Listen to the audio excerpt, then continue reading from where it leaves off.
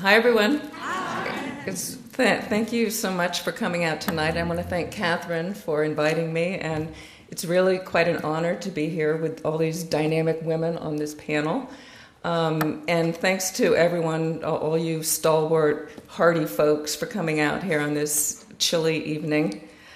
Catherine did mention something about my biography. I do have a background in environmental sciences, in biology, marine biology, and also I have a PhD in history of consciousness.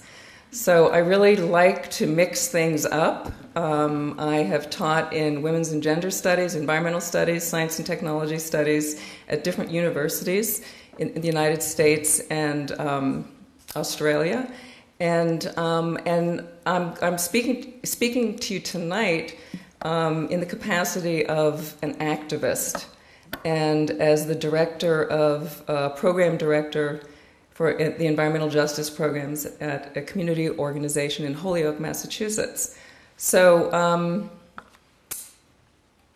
I want to tell a story tonight about what happens when a struggling community, such as Holyoke, Massachusetts, what happens when food and land and agriculture is put at the center of a social justice movement. And where do you go? What kinds of things happen? What kinds of routes do you take? And so I want to essentially tell that story. Let's see if I can do it this way. So as you can see from this slide here, Holyoke, Massachusetts is, like much of Western Massachusetts, has both an urban and a rural landscape. And the top picture here is the picture of our 30-acre farm along the Connecticut River, an urban farm. And the bottom picture is a more familiar scene in Holyoke, and I'll talk a little bit more about the city, of a post-industrial landscape of largely abandoned industrial buildings and tenements, and then some wonderful, vibrant placitas like this one here, which is El Centro Agrícola, which means the agricultural center, which is the home of Nuestras Raíces, which is the organization for which I work currently. Nuestras Raíces in Spanish means our roots. This is a close-up of the placita, El Centro Agrícola, and the missions, I'll just read the mission statement of Nuestras Raíces, is an organization that fosters human, economic, and community development in Holyoke, Massachusetts through projects relating to food, agriculture, and environmental protection. So I just wanted to briefly address the themes that Catherine laid out for us for the panel, and which is gender in food, production and consumption. And I think as Catherine mentioned, and many of you who might be in women's and gender studies or other disciplines here at Williams College or have studied some of these areas, or people who are examining food production from many different points of view, the idea of gender is much more and much fuller and richer than just a singular focus on women and men. And the idea of food is much more complex than simply what we eat. So I would say that analyzing these ideas, these concepts, or linking them together inevitably gets us into critical issues of power and privilege. And so questions that I'm interested in asking, and that I think from my organization's point of view, the questions are: how do structures of gender, race, and class and culture intersect to influence who eats or who goes hungry, who grows our food, who prepares our food, and who has access to healthy foods, healthy and clean environments, and vibrant communities, including economic security and economic stability. So as I said, I want to address some of these issues by telling you part of the story, anyway, of the organization that I work for. And in telling that story, I think I want to raise some of these themes many of the critical themes and issues pertaining to power and privilege and social justice, including gender, race, and class, and also environmental justice. And I believe all of these issues are at the core of any focus on food. So just to give you a geographic contextualization for those of you who may not know, Holyoke, maybe, I'm not sure how I would use this as a pointer. You want me to point to it? I think you would have a hard time doing that. Holyoke is sort of in central western Massachusetts. I think we're up here, right? Yeah. Yeah. Okay. In the southern reaches of the Connecticut River watershed. Holyoke, for those of you who might not know, was considered one of the first planned industrial cities in the United States. It was incorporated in the mid-19th century, making use of the Connecticut River. It was an industrial city that produced some of the world's best paper. It was also had textile mills. And as a result of the deindustrialization and the flight of many of these industries in the late 19th century, early 20th century, what was left in its wake is a lot of abandoned buildings, abandoned factories. A number of them are contaminated, and also 17 EPA-designated brownfields, which are contaminated and require a lot of cleanup in order for them to be used again. Holyoke is a city that has both assets and challenges, and our community organization, Nuestras Raíces, aims to address the challenges and build on the assets to create a more sustainable community. The city of Holyoke is about 40% Puerto Rican and Latino. Some of the challenges, of course, are resulting from years and years of social and economic disinvestment in the city, largely because of the large Latino population and the effects of environmental racism. As I said, the city has a substantial number of vacant properties, abandoned lots, and contamination. It also has many of the social factors that are associated with historical and urban disinvestment, including a high unemployment rate, very low graduation rate, and high teenage pregnancy rate. But in addition to those challenges, one of the things that we really work on in the organization and in the community are the assets. And as I said, one of the assets is the Puerto Rican community. Again, about 40% of the community, and in the downtown wards, approximately 98% of the community are from Puerto Rican or Latino heritage. And many of the residents in Holyoke that we work with and that are part of our organization come from rural areas in Puerto Rico, and many of them have agricultural backgrounds, and they bring that knowledge to the city and to work with the organization and to transfer that knowledge to the younger generation. It's one of the most incredible assets in the city is that kind of what we call agricultural heritage. The organization was founded by the members of La Finquita Community Garden, which was started in 1992. These are two of the original founders of the garden, Don Teo and Don Miguel. They are no longer with us, but they were migrants from Puerto Rico and came to Holyoke to work in the mid-50s to work in the tobacco fields and the vegetable fields, the vegetable farms in western Massachusetts, and then lived in the tenements where the former immigrant labor population had lived in the textile and paper mills. So they were living in Holyoke and going out, and I don't know if anyone has ever been to Holyoke, but despite the fact that we are trying to create a vibrant community, it is a blighted inner city community. So a lot of these Puerto Rican farmers were living in tenements and looked outside and saw garbage-filled vacant lots where there was a lot of gang-related crime, a lot of violence, and they wanted to change that. And so they started to get to work, and they literally talked with city leaders, worked with agencies and other partners, cleaned up some abandoned vacant lots that the city made available, got the soil tested, and then started to grow crops that were familiar to them from Puerto Rico.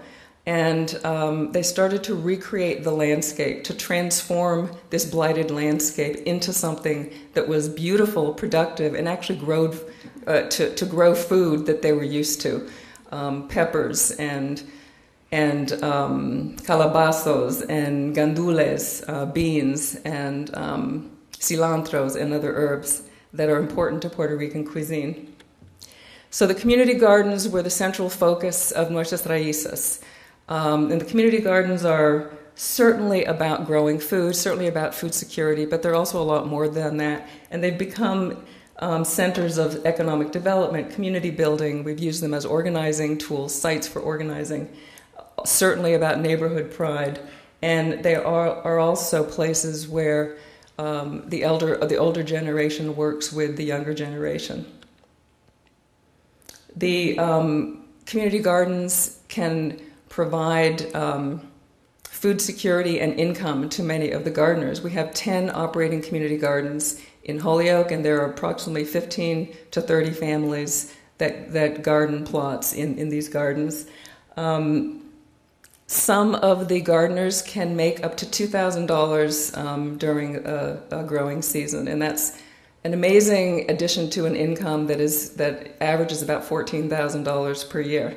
This gardener here, Heriberto, you can see he's got his cart there, and he grows ajíes dulces, sweet peppers, which are important to sofrito, which is a very important salsa in Puerto Rican cuisine. He can sell ajíes dulces and cilantro. He undercuts Big Y and sells it cheaper than Big Y. And so he goes up into the highlands with his cart, and he sells these products, and he can make up to $400. He has made up to $400 in a couple of days. So he can do pretty well if he has a good harvest. We expanded after the success of the gardens. Many of the gardeners were interested in expanding into more commercial-sized farms, and so we bought, with the help of the Ford Foundation, we bought some Connecticut Riverside agricultural land, and then through another one of our partners, the Sisters of Providence from Holyoke, a group of nuns donated 26 acres. So this is the 30-acre farm alongside the Connecticut River, and it's within the city of Holyoke. You can see we have some of our farmers up here. Jose, who has the I Love Salsa t-shirt, and I've never understood whether that's salsa the dance or salsa the sauce. It's probably both. The farm is also a site for cultural activities. You can see some of our farmers here saving seeds, ajíes dulces seeds. This is a larger image of La Finca, the farm. Nuestras Raíces also provides farm equipment for beginning farmers on the farm. These are some of the crops that we grow. Up here on your left are the ajíes dulces, and we have calabazos and gandules, beans. On the farm, we also have various structures, including bohíos, which are traditional vernacular architecture in Puerto Rico, that were actually used by the original indigenous communities in Puerto Rico, the Taíno people. These buildings or these structures are used to house pigs. We also have a barn that horse breeders who breed and board the traditional Pasofino horses, which are traditional breed from Puerto Rico. They breed them here and also have pony rides. Again, the farm is a site of a cultural center for music and dance. Some of the pigs do get roasted for traditional Puerto Rican lechonera or barbecue. One of the central values of the organization is intergenerational communication. So youth engagement is absolutely central in the organization, from youth being involved in the community gardens, to working on the farm, to doing ecological site assessment along the Connecticut River, working with the animals, including very interesting land clearing techniques using, I'm not terribly thrilled with the machetes that the young youth use, but they do know how to use them, but also goats and pigs for land clearing. Certainly youth as consumers of our products, and young people, children really do eat vegetables, particularly if they're invested and involved in growing it and producing it. This is a picture of after a long day's worth of clearing the 26 acres of land. You can see some elders and youth working together. I wanted to briefly mention the importance of environmental justice issues that we've focused on at Nuestras Raíces. The youth environmental leaders call themselves los protectores de la tierra, or the protectors of the earth. One of the things, as I mentioned earlier, the community gardens are sites of community organizing. So people come together in the gardens and start to talk about issues, start to talk about problems. One of the problems that came up as people were working in the gardens and we were talking to them was the extraordinarily high rates of asthma in Holyoke. Some schools have upwards of 50% young people with asthma. And Holyoke has one of the highest asthma rates in all of New England. And so people started talking about that in the garden. So we started thinking, what can we do to address these issues? And we started talking about the questions of the environment, the outdoor environment and indoor air quality, outdoor air quality and indoor air quality. So when I started working with the organization, I was teaching environmental studies at the time and started to use my skills as an academic and as a scientist to write grants. And so we wrote a grant to the EPA, which had an incredible new program about 6 years ago called CARE, Community Action for a Renewed Environment. It was very community focused. One of the first times the EPA really did start to say we need to focus on what communities need. And we got this grant and have gotten several of them over the years. And so the EPA became a partner in addressing some of the issues in Holyoke. Part of that was building an environmental justice coalition across the community. The youth leaders started to ask questions about why many people in their family had asthma, started to do research on the levels of diesel pollution in the city. The women's group, Raíces Latina, at Nuestras Raíces, were interested in thinking about indoor air pollution and using products that were less toxic. So if they're thinking about recreating the city by making the gardens, by transforming the city into a network of gardens, they also wanted to talk about the indoor changes that they could make, and started to think about even developing a micro-enterprise around green cleaning products. Again, working with some of my students up here on the left, working with local industry. This is a whole community focus. So if we have air pollution and emissions being caused by local industry, including auto body shops, of which there are 100 in Holyoke, what can we do to actually improve that? So one of the things the youth organizers and other leaders wanted to do was to think about how do we improve our environment by helping industries stay solvent and not be fined by the EPA. So we did workshops on best practices in auto body repair. So people are not using as toxic chemicals, not polluting the air, not damaging people's health. Another thing that inevitably happens is when the youth want to protect their environment, again, that grew out of the focus on community gardens, was what kind of industry do we want to invite into Holyoke? 2 years ago, an investor from Boston decided to buy some land in Main Street on Holyoke to build a 750-ton per day waste transfer station. So the community, which now is thinking in the terms of environmental protection and health and creating a vibrant community rather than a community that can be dumped on, started to protest. So people use some of that energy and vibrancy from starting to work together around creating a healthy community to actually protest this waste transfer station. Now, I just want to finish in the last few minutes to talk about, to sort of go back to the issue of food and land and food security and food producers and food consumers, and sort of how the organization addresses all of those things together. The organization calls what it does in Holyoke una tierra de oportunidades, a land of opportunities. And one of the ways that this happened was originally when we transformed this vacant building into the El Centro Agrícola, the agricultural center, which is where our offices are. It was also a center for micro-enterprise development based upon food, so small micro-enterprises based upon food.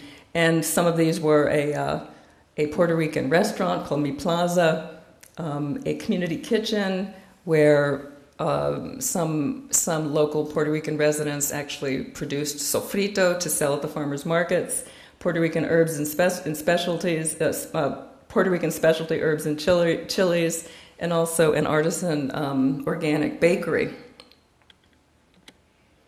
I think I'll move on here. Here are some pictures of some of the owners of these micro-enterprises. The sofrito maker up here on the right, the baker down here, the bread bakers over here.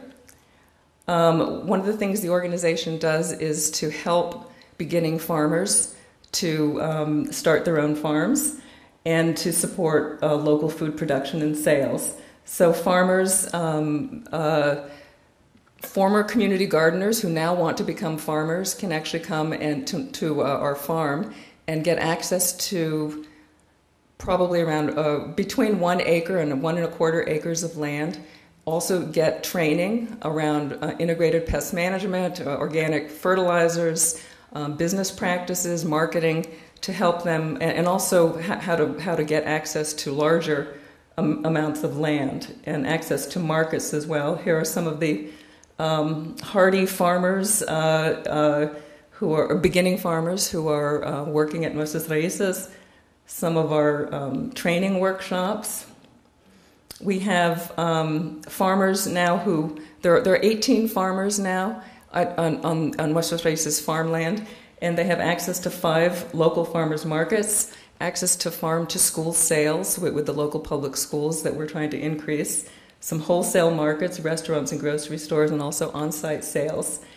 The issue of access to affordable local produce is really important at Nuestras Raíces. Many of our members, as I said, are very low-income residents.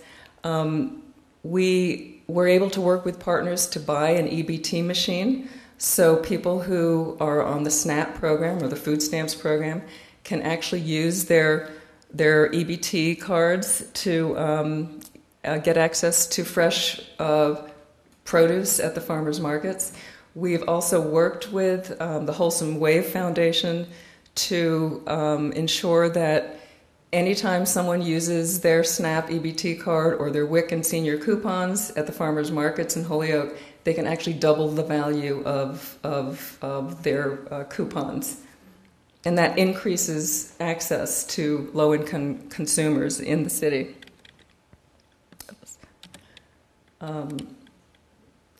Again, the farm-to-school system, where we are actually selling to the local food system, we've now increased the capacity of those sales. We've also worked with the Kellogg Foundation to install a salad bar in the local vocational school, and also working to increase the in the culinary arts curriculum, a curriculum that focuses on healthy food preparation.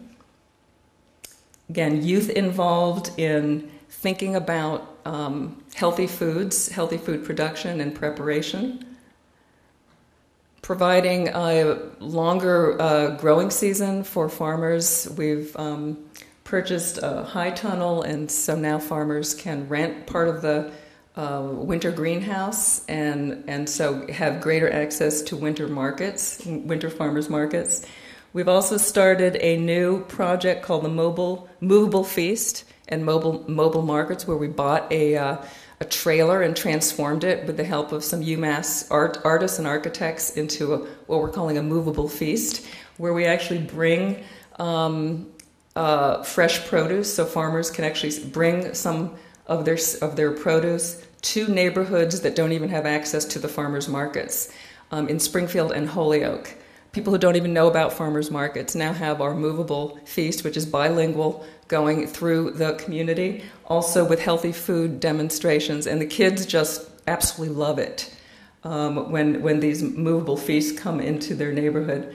We're also building a green building on the farm called a lechonera. Again, it's the Puerto Rican barbecue that will also be a farmer's market in a community center.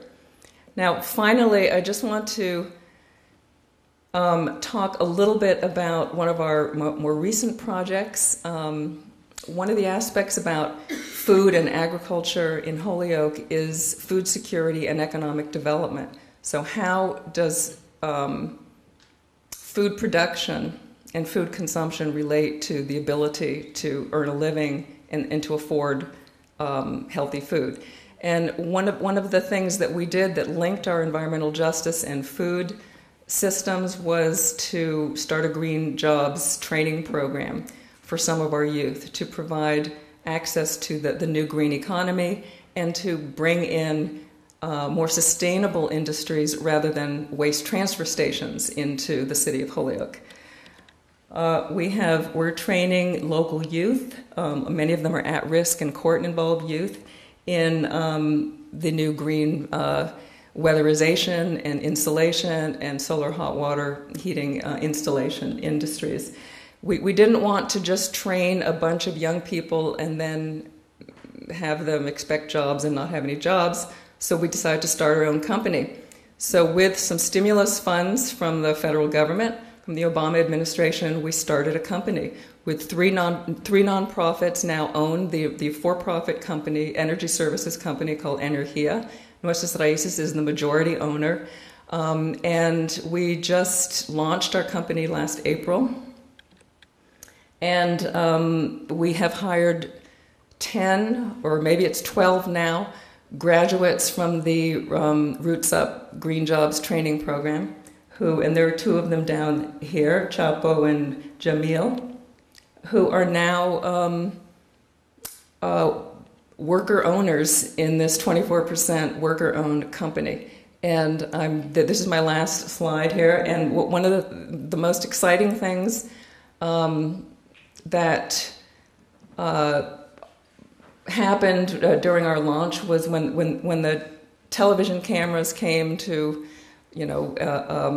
report on the launching of our new company, Energía, which means energy in Spanish. Jamil here, who is here on the right, who is now a crew leader, he was so excited about this new company that this is what he said to the reporter.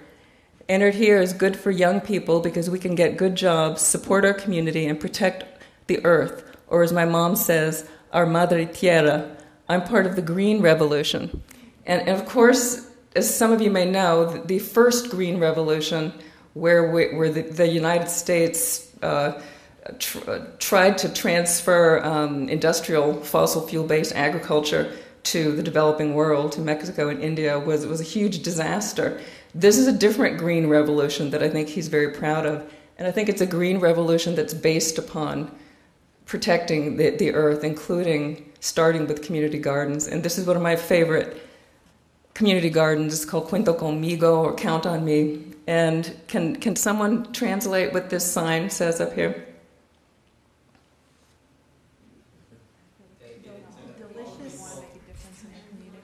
Thank you. Dedicated to everyone, to all people who dedicate themselves to making a difference in their community. So that's how I'd like to end. Thank you very much.